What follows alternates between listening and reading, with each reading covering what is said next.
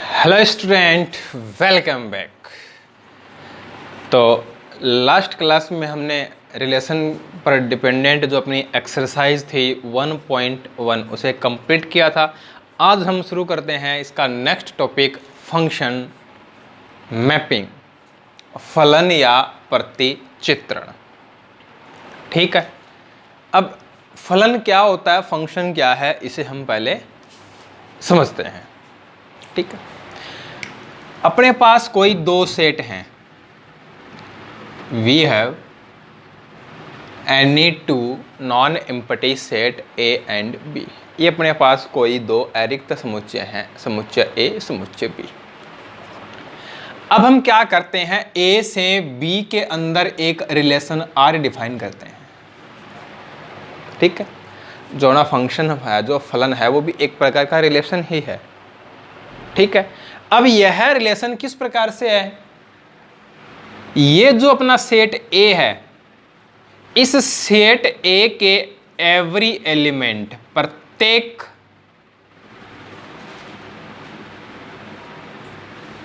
अवयव का, इस सेट बी के यूनिक एलिमेंट,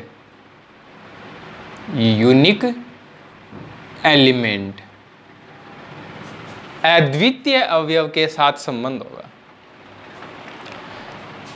समुच्चय ए से बी में एक संबंध आर इस प्रकार परिभाषित है कि ए के प्रत्येक अवयव का बी के अद्वितीय अवयव के साथ संबंध है, तो यह संबंध फलन कहलाता है।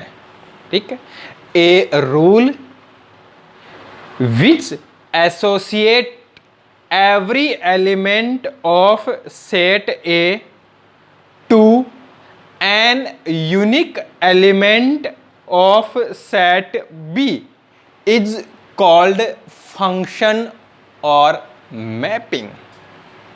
ये इसकी क्या बन गई, डेफिनेशन बन गई। इन दो वर्ड पर, इन दो शब्दों पर हमें ध्यान देना है। इसका एवरी एलिमेंट यानी इस सेट ए के अंदर ऐसा कोई भी एलिमेंट नहीं हो जिसका रिलेशन बी के एलिमेंट से नहीं हो। ठीक है, दूसरी बात, यूनिक एलिमेंट। अब इस यूनिक एलिमेंट, अद्वितीय अवयव का मतलब क्या है, उसको हम कुछ इस प्रकार से समझ लेते हैं। जैसे हम मान लेते हैं कि इस सेट ए का जो कोई एलिमेंट है वो ए है, और जो अपना सेट बी है इसका एलिमेंट है वो 1 है। अब ए का जो रिलेशन है वो किसके साथ है, 1 के साथ है। ए का जो रिलेशन है वो किसके साथ है, 1 के साथ है। ठीक है, तो ए का जो रिलेशन है वो 1 के अलावा अन्य किसी एलिमेंट के साथ नहीं होगा। ए का रिलेशन है वो 1 के अलावा अन्य किसी एलिमेंट से नहीं होगा। यूनिक एलिमेंट का ये मीनिंग है, अद्वितीय अवयव का ये अर्थ है।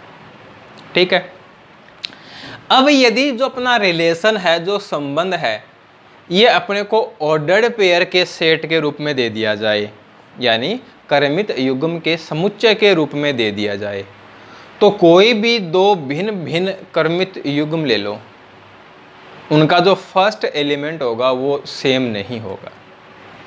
ठीक है ना, यदि जो अपना रिलेशन आर है ये ऑर्डर्ड पेयर के सेट के फॉर्म में दिया गया है, तो कोई भी हम 2 डिस्टिंक्ट ऑर्डर पेयर लेंगे तो उनका जो फर्स्ट एलिमेंट होगा वो सेम नहीं होगा।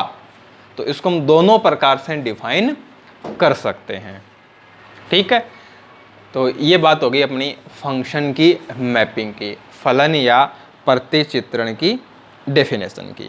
ठीक है, अब देखो, ये अपना सेट ए है और ये सेट बी है। सेट ए है, इसका कोई एलिमेंट है x, सेट बी है, इसका कोई एलिमेंट है y। ए से बी के अंदर हमने एक फंक्शन एफ डिफाइन किया हुआ है, ठीक है। सेट ए का एलिमेंट है एक्स, सेट बी का एलिमेंट है वाई। सेट ए से सेट बी के अंदर हमने एक फंक्शन एफ डिफाइन किया है, ठीक है। तो इस एफ के अंडर, इस एफ के अंतर्गत इस एक्स का जो रिलेशन है वो किसके साथ है, वाई के साथ है। तो इसको संकेत के रूप में नोटेशन के फॉर्म में हम इस प्रकार से रिप्रेजेंट करेंगे, F X equal to Y. X का जो रिलेशन है वो किसके साथ है, वाई के साथ है, ठीक है। और x का y के साथ जो रिलेशन है वो किसके अंडर है, f के अंडर है। यानी यहाँ जो फंक्शन है उसको हमने क्या कहा है, f का है, g कह सकते हैं, h नाम कोई भी दे सकते हैं, ठीक है। तो fx equal to Y, x का, अब देखो इसे हम दूसरे शब्दों में क्या बोल सकते हैं, ये जो y है ना, इस y को हम x की इमेज बोलते हैं, प्रतिबिंब बोलते हैं x का। और यहाँ जो फंक्शन है उसको हमने f से कहा है, तो f प्रतिबिंब क्या है, फाई है। Image of x under f क्या है, y है। y है वो x की इमेज है, प्रतिबिंब है। तो x y का क्या होगा, प्री इमेज, पूर्व प्रतिबिंब। y का पूर्व प्रतिबिंब,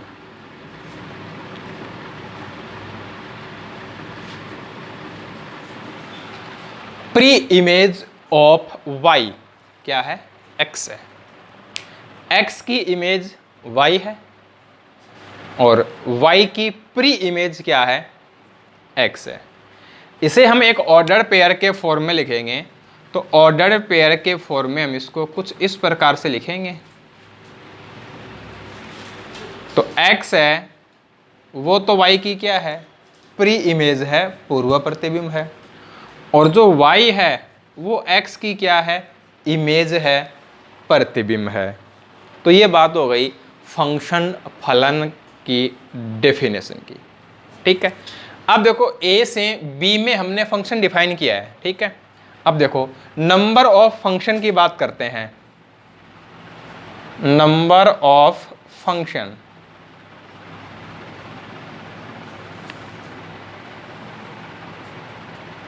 फलनों की संख्या।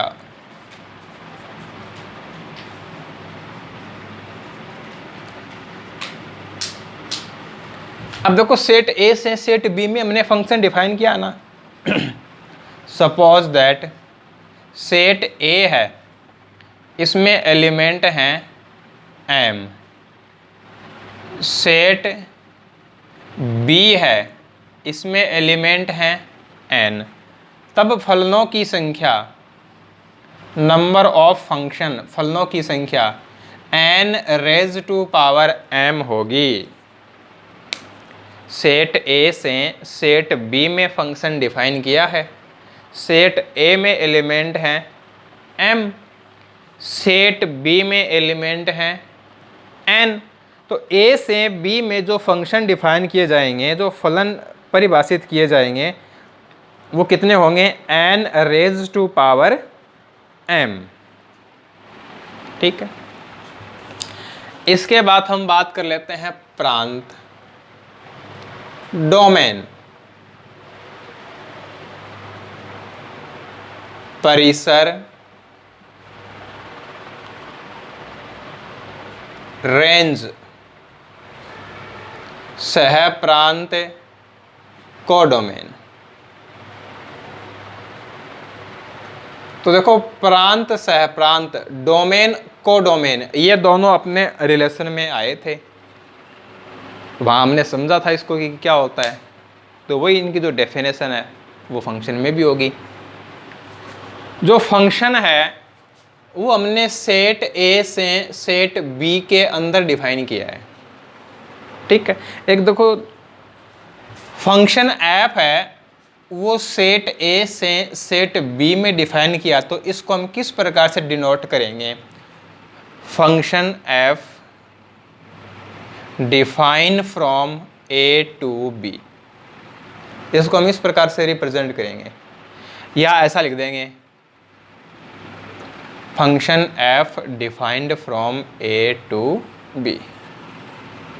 जैसा भी सेट हो, जो भी ए से बी है, जेड से आई है, आर से आर है, जैसा भी हमें सेट दिया जाए, फंक्शन को हम एफ भी कह सकते हैं, जी कह सकते हैं, एच कह सकते हैं, ठीक है। तो उसको डिनोट करने का जो तरीका होगा वो कुछ ये होगा।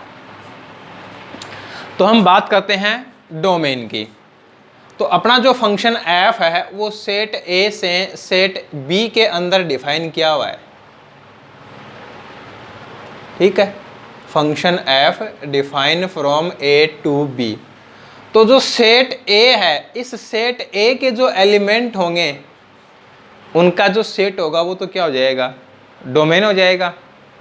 और जो सेट बी है, इस सेट बी के जो एलिमेंट होंगे उनका जो सेट है वो क्या हो जाएगा? कोडोमेन हो जाएगा। तो चाहे हम बात करेंगे रिलेशन की या हम बात करेंगे फंक्शन की, तो डोमेन और कोडोमेन, प्रांत सह प्रांत, इनकी जो परिभाषा है, जो डेफिनेशन है वो तो सेम है, उसमें तो कोई डिफरेंस नहीं है। अब यहाँ जो परिसर है, जो रेंज है, ये नया आ गया कि ये रेंज क्या है, ये परिसर क्या है। तो जो रेंज है ये प्रतिबिंबों का समुच्चय होता है। परिसर है वो क्या है? प्रतिबिंबों का समुच्चय है, सेट ऑफ इमेज। ये डेफिनेशन है रेंज की। जैसे हमने कहा कि x है, उसकी इमेज क्या है? y है ना। तो इन y का जो सेट होगा उसको हम क्या कहेंगे? परिसर कहेंगे, रेंज कहेंगे, ठीक है।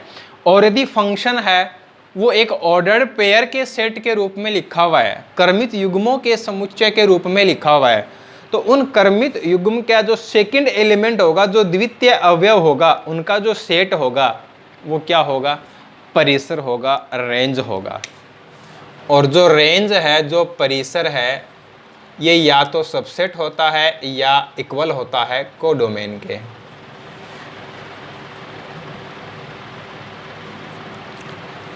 रेंज है वो कोडोमेन के इक्वल भी हो सकता है, अदरवाइज जो रेंज है वो डोमेन का क्या होगा? सबसेट होगा, उपसमुच्चय होगा, ठीक है। अब देखिए एक एग्जाम्पल लेते हैं। हमें एक रिलेशन दिया हुआ है,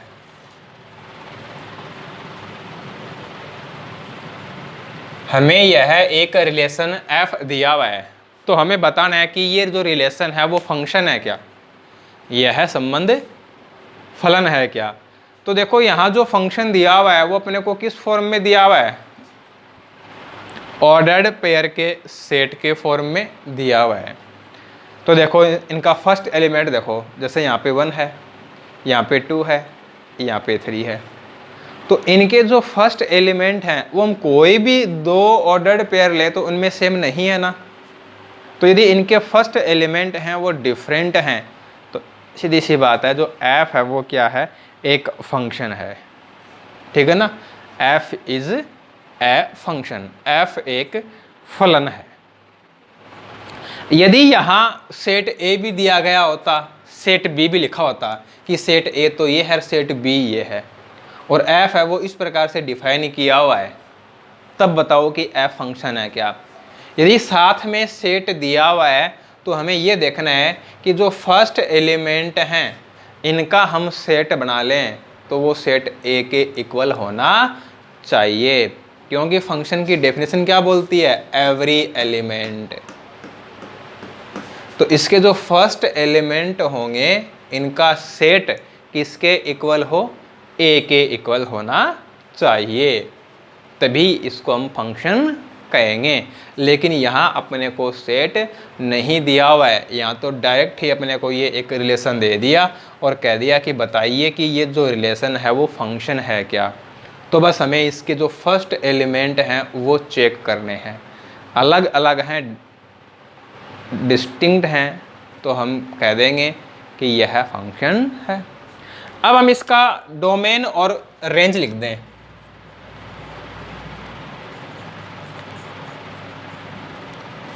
डोमेन और रेंज,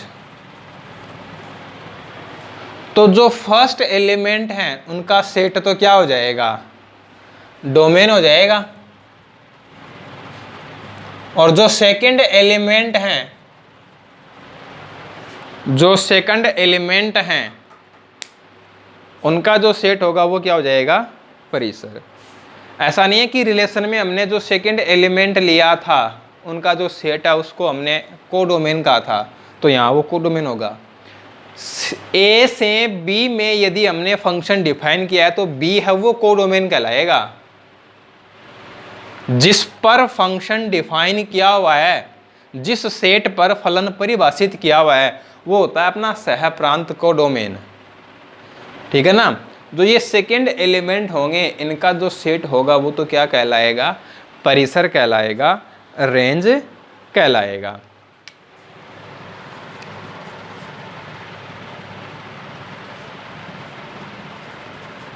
अब एक एग्जाम्पल और लेता हूं मैं।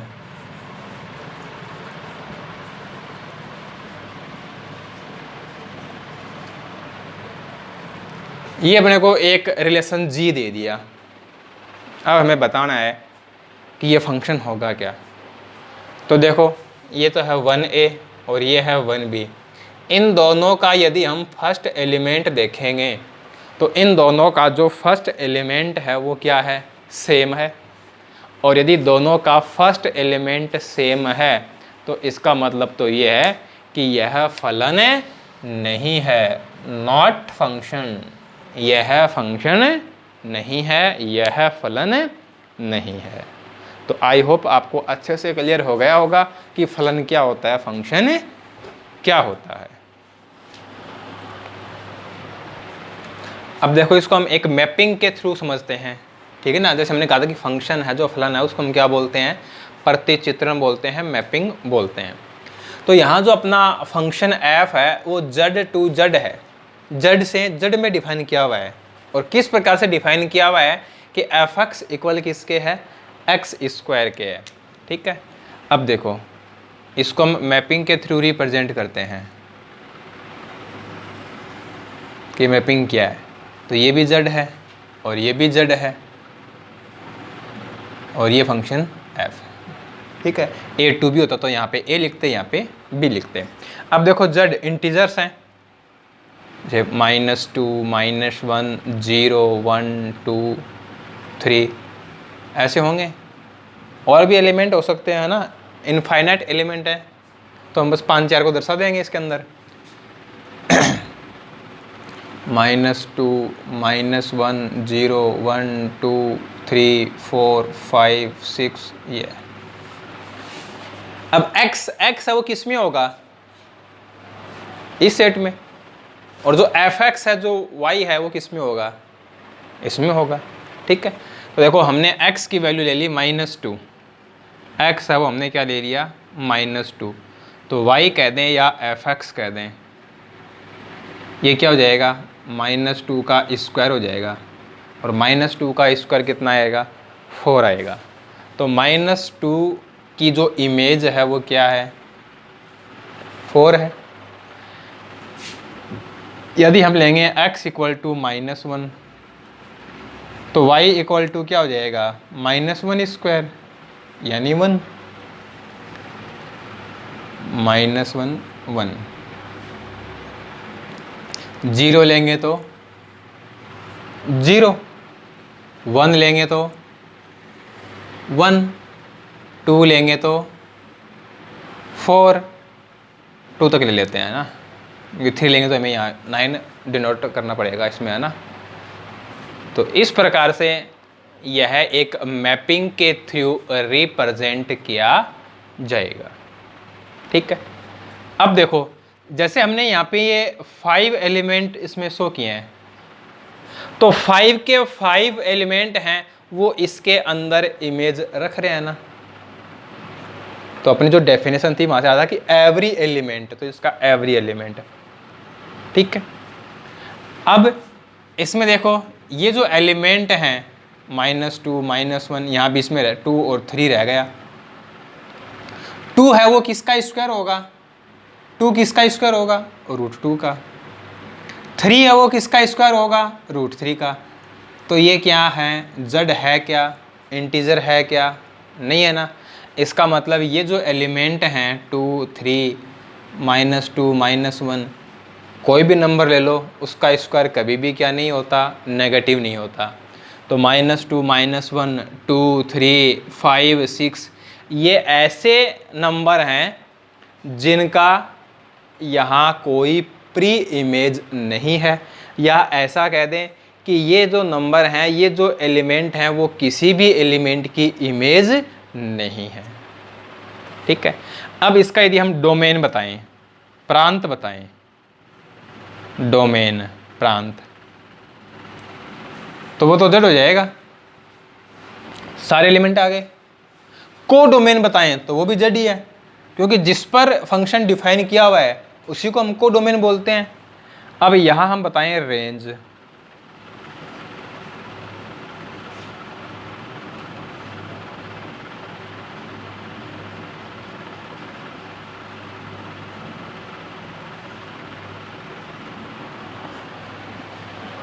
तो रेंज है, देखो यहाँ जो इमेज बनी है वो ले लो, 0 है, 1 है, 4 है, ये आई है इसके अंदर,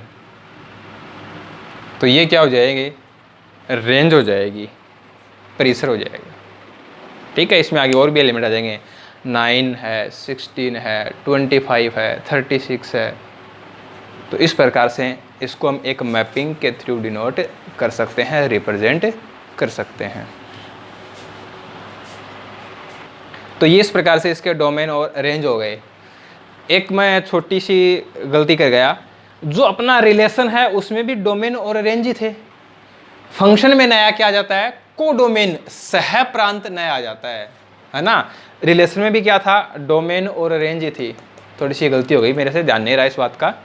डोमेन और रेंज होते हैं, चाहे वो फंक्शन हो चाहे वो रिलेशन हो। फंक्शन में जो को डोमेन है वो नया आ जाता है, ठीक है ना। तो ये जो मिस्टेक है इसको ठीक कर लेना। अब देखो हम देखते हैं वास्तविक मान फलन, रियल वैल्यूड फंक्शन, ठीक है। अब देखो इसका वास्तविक मान फलन है, हिंदी में नाम देखें तो एक ऐसा फलन जो क्या दे? वास्तविक मान दे, है ना। तो जो रियल वैल्यूड फंक्शन है ये क्या होता है कि इसकी जो रेंज है, इसका जो परिसर है वो सेट होता है या सबसेट होता है रियल नंबर का। वास्तविक मान फलन, रियल वैल्यूड फंक्शन, ये क्या हो जाएगा? ये एक ऐसा फंक्शन है जिसका जो परिसर है, रेंज है, सेट भी हो सकता है या सबसेट भी हो सकता है, किसका? रियल नंबर का, ठीक है। फिर आता है अपना वास्तविक फलन, रियल फंक्शन। और रियल फंक्शन है, इसमें क्या होता है? डोमेन यानी प्रांत और रेंज परिसर, ये दोनों ही क्या होते हैं? सेट या सबसेट होते हैं रियल नंबर के। रियल वैल्यूड फंक्शन में तो सिर्फ जो रेंज है वो होगी, और रियल फंक्शन है उसमें डोमेन और रेंज दोनों ही क्या होंगे? रियल नंबर के सेट या सबसेट। हम आगे जो फंक्शन पढ़ेंगे वो सारे के सारे कैसे फंक्शन होंगे? रियल फंक्शन होंगे। हमें सिर्फ रियल फंक्शन के बारे में ही पढ़ना है। अब एक है फलन का मान, value of function, value of function. Suppose that we have any function f(x) equal x square। अपने पास कोई फंक्शन है f(x) equal to x square, और हमें क्या करना है? f2 f3 ये फाइंड करना है। अब देखो f2 x की जगह क्या आ रहा है? 2 आ रहा है, इसका मतलब ये होगा ना कि x इक्वल 2 पर हमें f(x) की वैल्यू फाइंड करनी है, तो x की जगह अपने को क्या करना है, 2 पुट करना है, तो x को 2 से रिप्लेस कर देंगे, यहाँ x को 3 से रिप्लेस कर देंगे। यही होता है बस फंक्शन की वैल्यू फाइंड करना। यानी हमें जो फंक्शन दिया हुआ है उस फंक्शन के अंदर जो भी वेरिएबल यूज किया हुआ है उस वेरिएबल की जगह क्या कर देंगे, वो नंबर पुट कर देंगे जिस पर हमें उसकी वैल्यू फाइंड करनी है। तो ये अपना वास्तविक मान फलन, वास्तविक फलन और फलन का मान। तो आगे नेक्स्ट क्लास में डिस्कस करेंगे। आज की क्लास यहीं समाप्त करते हैं। वीडियो को शेयर करते रहना। Thanks for watching.